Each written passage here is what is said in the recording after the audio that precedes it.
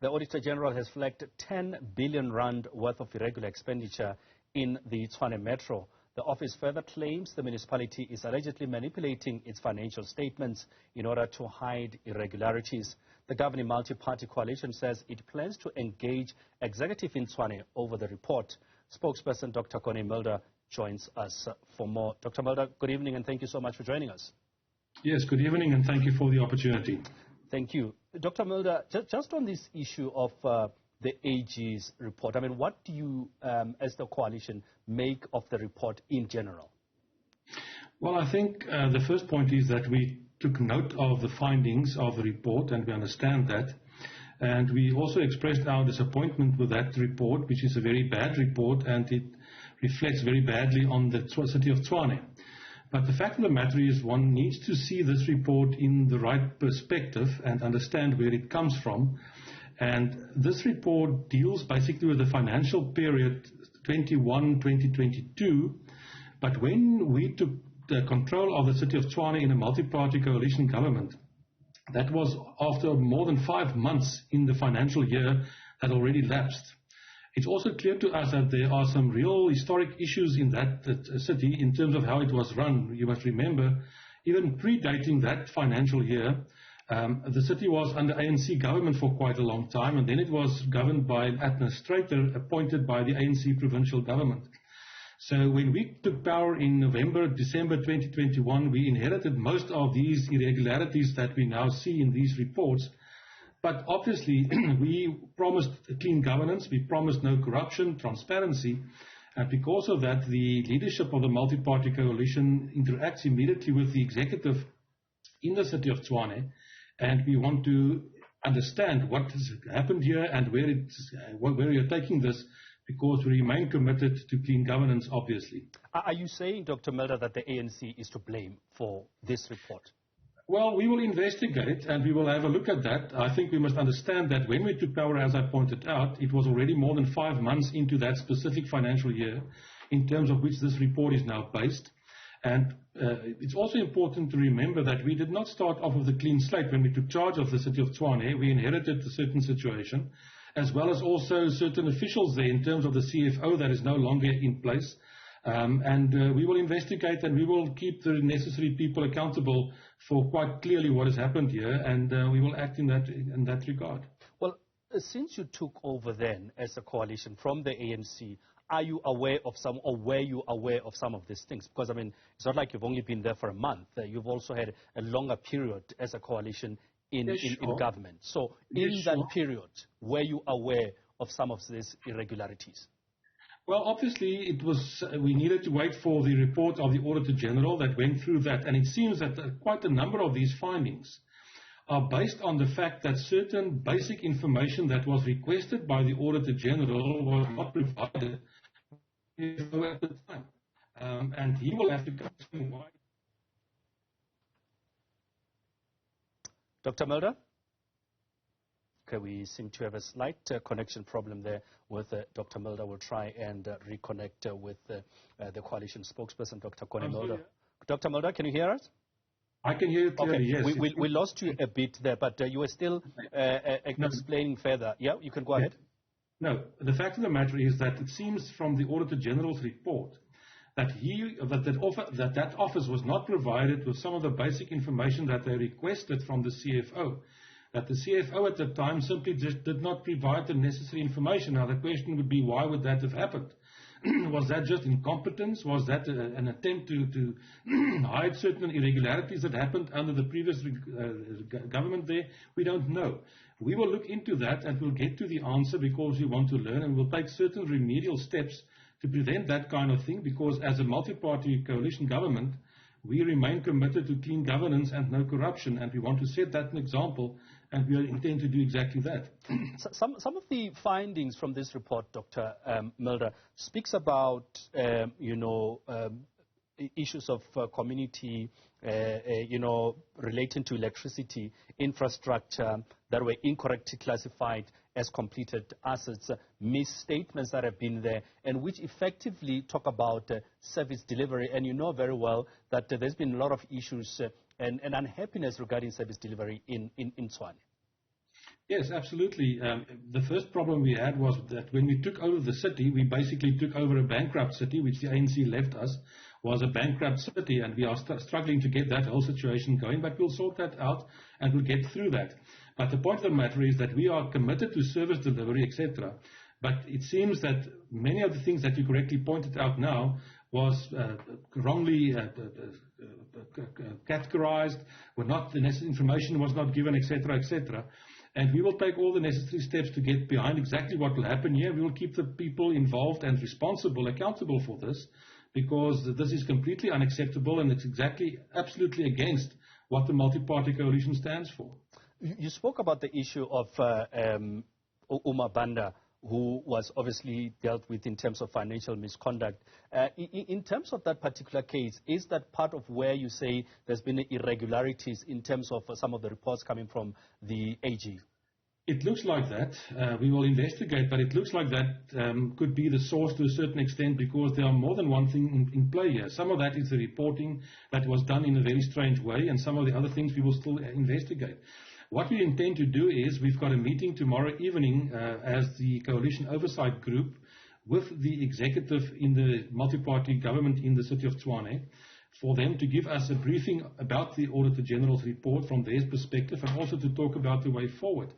And part of the way forward that I see is going to play out is that we will get Treasury involved as well, and also interact with the Auditor-General's office throughout to implement some of the recommendations immediately, but also to get Treasury involved and some private expertise in terms of assisting the Council in the way forward, because what we want is a clear, absolutely clean audit situation, and we need to deal with this that we basically inherited. Now, when you talk about the same issue that you keep referring of inheriting a bankrupt municipality, some of these issues, and I asked earlier on as to whether you were aware of these issues. Do you feel that this, going forward, you'll be able to identify if maybe some of these things happened or were committed by some of your members or people that were part of this coalition, part of this particular government?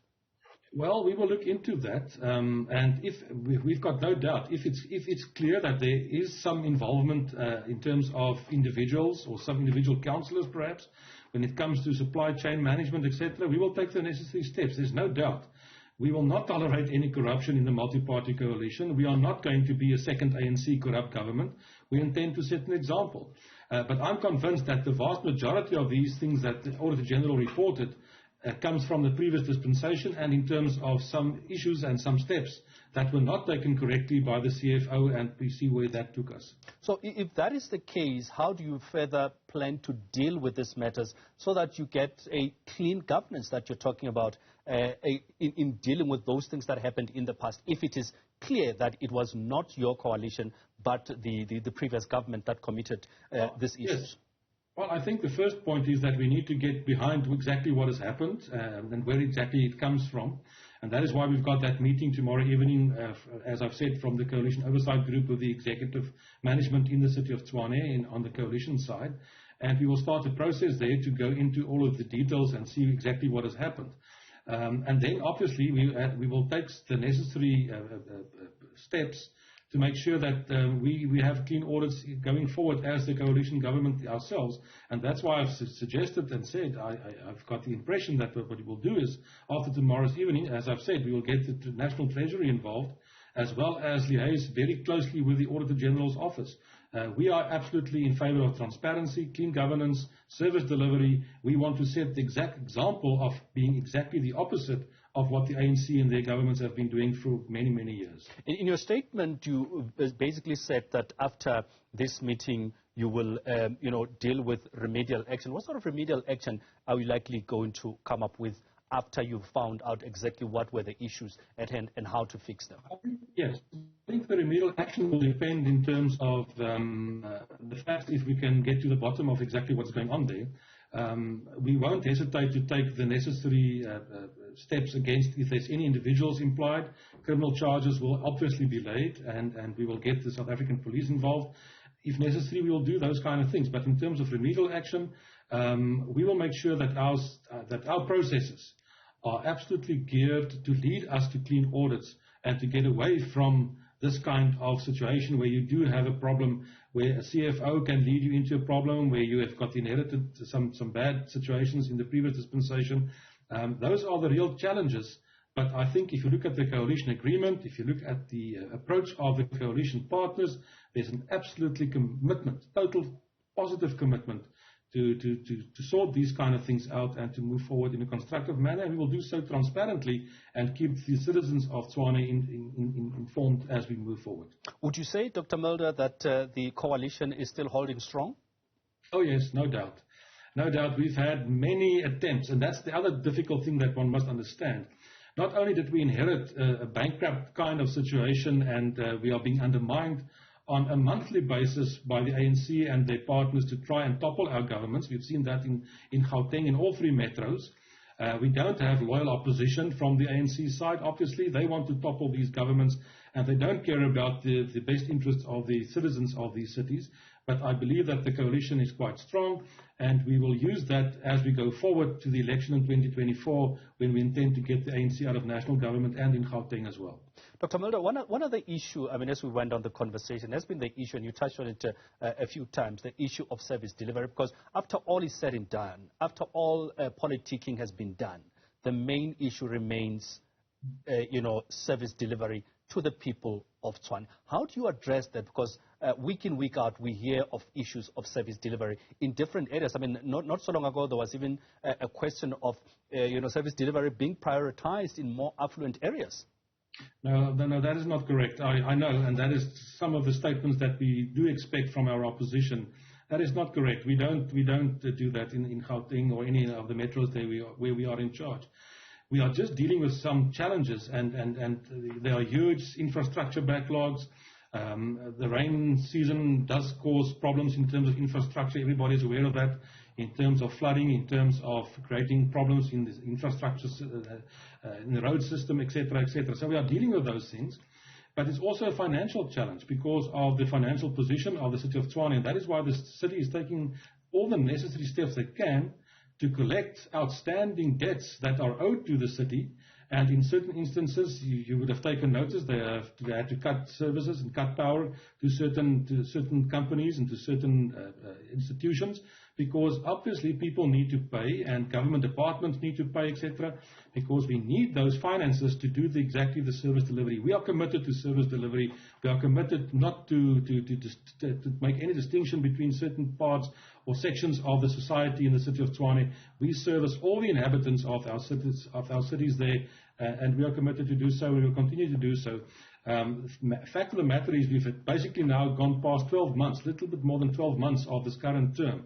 We will be there for 60 months, and the next 48 months, we will obviously take these things further, and these are some of the growing pains right from the beginning in terms of audit reports that reflect back on the past, but we also will take that seriously, and we will address that in a transparent manner. We have just effectively started a new year now.